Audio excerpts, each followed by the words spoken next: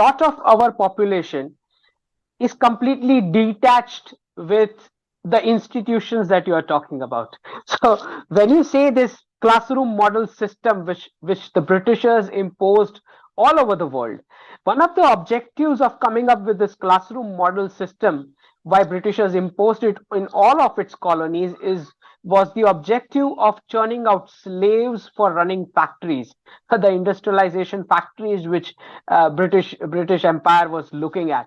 So they wanted people to be stuffed within four walls for 15-20 long years, so that they are totally out of sync with the market realities and cannot enterprise at all.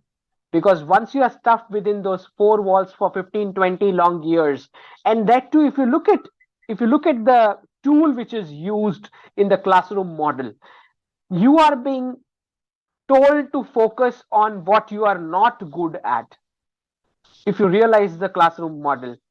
And after those 15-20 years of investment, now the person is going to get trying to earn some money, and he has now no window left to try any kind of enterprising.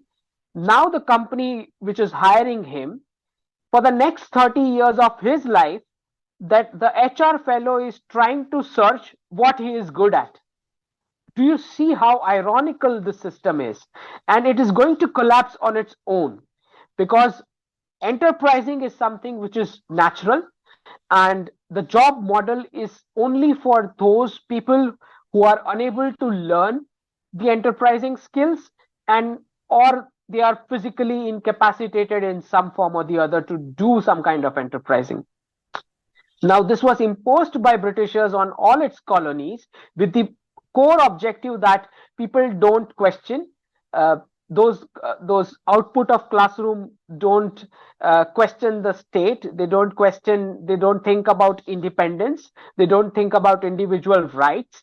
And that is how, men and women both being looked upon as some kind of a unit of labor for these industrial factories.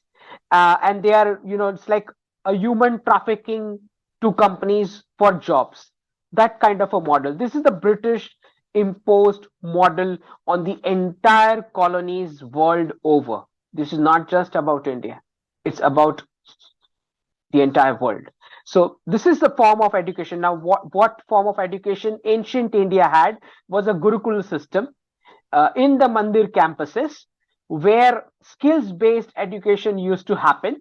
And some of the concepts of the ancient India Gurukul system are recently being stolen, should I say, or taken over by some of the Western institutes, is what we call the student and faculty research exchange, which used to happen between university campuses in ancient India, between the Gurukuls. Some of the concept of entrepreneurship which are recently being copied from ancient India by the Western institutes is the concept of internship and articleship training. So the West is trying to ape and copy some of these ancient India stuff, but we are still not there. And which is why the entire content and structure which the current Indian system has is entirely a copy of the Western templates, which is why the rural India or the enterprising India, the wise, the ones who carry the civilizational wisdom, still do not agree to any of these concepts which the Western copied institutions in India propagate. Which is why you will still find 60-70% of the population still on the self-employment and enterprising mode, still functioning on that mode, because they actually don't believe that this Western system works.